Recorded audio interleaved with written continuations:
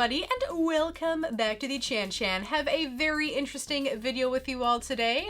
Really excited to share it. And that is regarding a toy that I have recently gained 50-50 custody of with a very special somebody. My elf wardrobe has probably already given the theme away. I guess it is Lord of the Rings. By the way, I need my own personalized elf name for this cosplay whenever I do it, because whenever I do Lord of the Rings things, I like to kind of dress up. Laurel or L'Oreal? Not L'Oreal, that's like a hair company. You know what I'm talking about. But yes, I absolutely love Lord of the Rings. As you can tell probably by some of the figures behind me. I'd say Lord of the Rings is definitely in my top 10 franchises that I love the most. If not, dare I say, top 3. I think it's even in the top 3 because I do love it that much. So if there's a big ticket item that pops up on a local used site, you know, it's $800, it's $1,000. You see a rare item in a collectible shop, something pops up on your eBay saved search list, and you literally have seconds to make a decision. It's a lot of cash, and sometimes it's best to have a collector friend. Preferably one that lives close by, one that likes the same stuff you like, you know, so when you get this item, this joint item that you've purchased together, you know, I can have it for 6 months, you can have it for 6 months, sort of thing. Every collector needs a halfy buddy. You know, someone you can go halfers with on a toy or collectible that's really, really expensive. It's like when you went on field trips and you were assigned a buddy. Okay, now does everybody have their halfy buddies? My halfy buddy is my brother Mark. He lives about 2 hours away from me. We both love the same franchises, love the same things, and it makes sense because, you know, we grew up together, we grew up liking the same things. He'll scour all his used sites around his city, I'll scour mine. If there's anything we both think that we like, and if it's kind of a big ticket item, we'll call each other up. We'll be like, hey, let's go halfers. So this is the recent pickup that we got. And it is in this box. Oh my God, this box is so freaking heavy.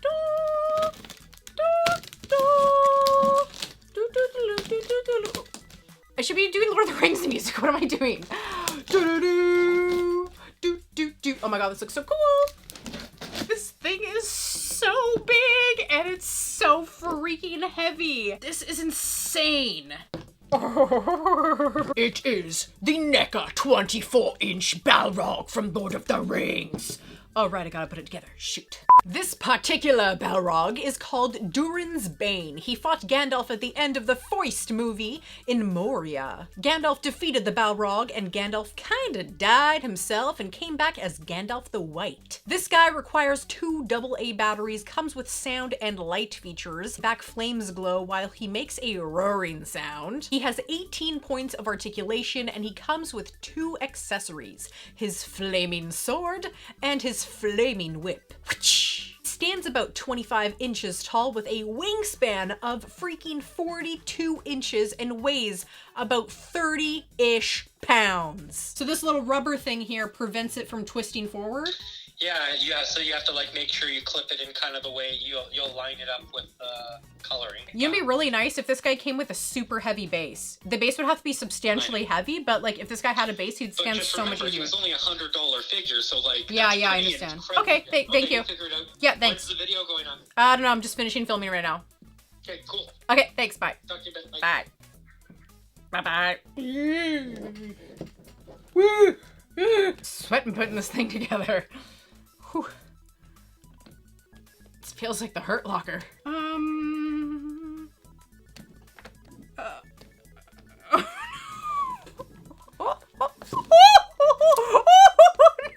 This is such an impressive figure. This thing is like a showpiece.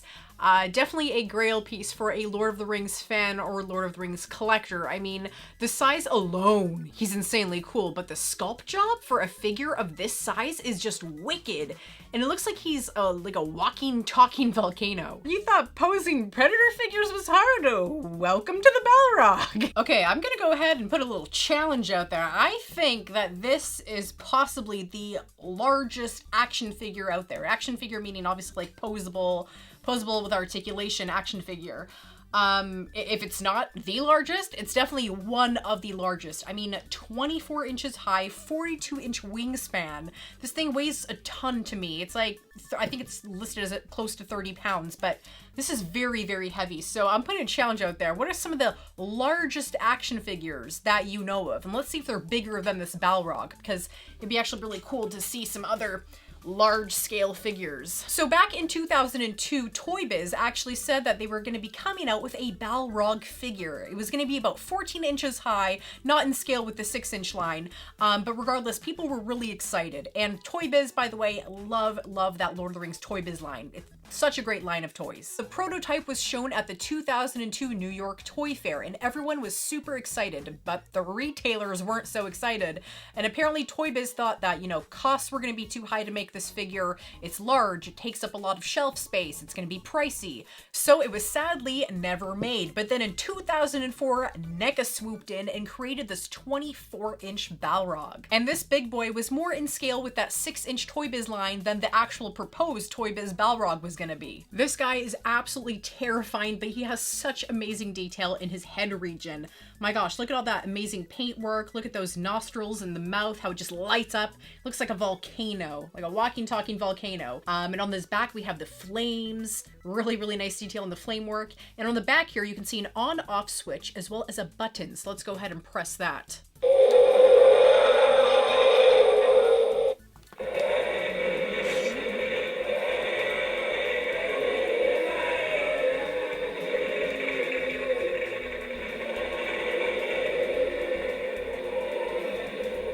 Long one.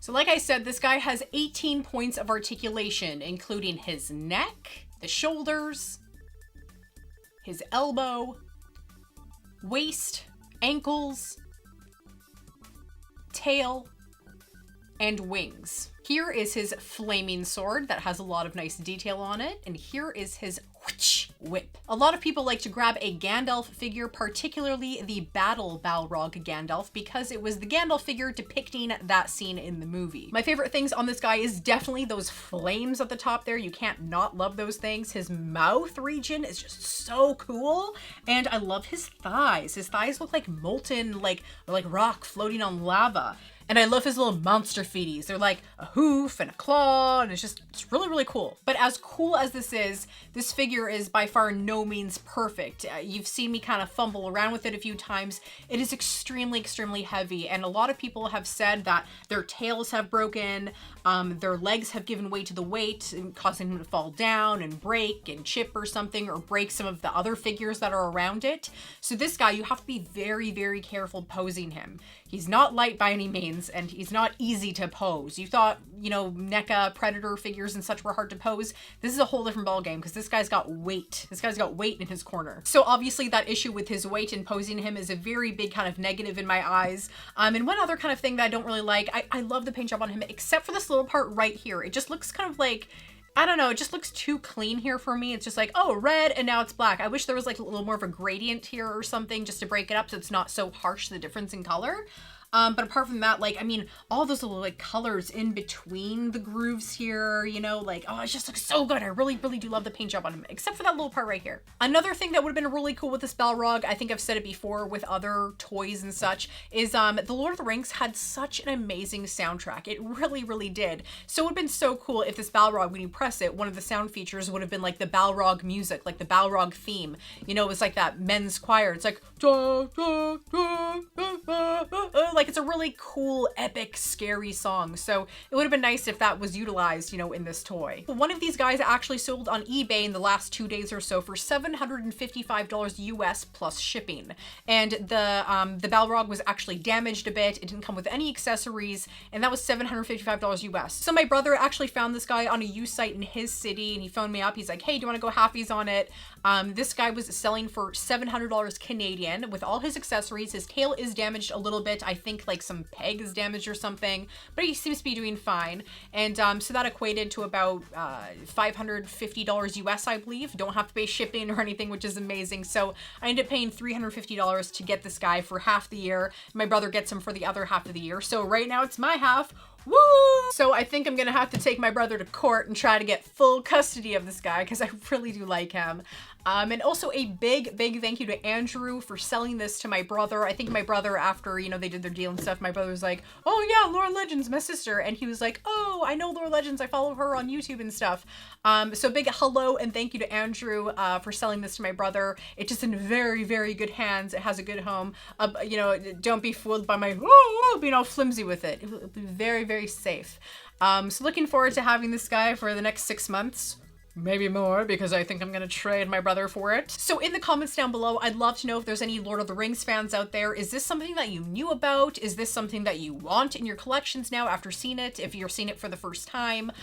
Give me your thoughts on this guy. I'd love to know. And also in the comments down below, let me know if you think this is one of the, if not the largest action figures you've ever seen. This guy's 42 inches wingspan. This guy's 24 inches high. This guy's ginormous. So it'd be cool to see if there's any other really large action figures out there. So let me know those in the comments down below. So please remember to like, comment, and subscribe. I come out with new videos every week. Come check me out on social media and help support the channel on Patreon. So thank you all so much for watching and stay legendary.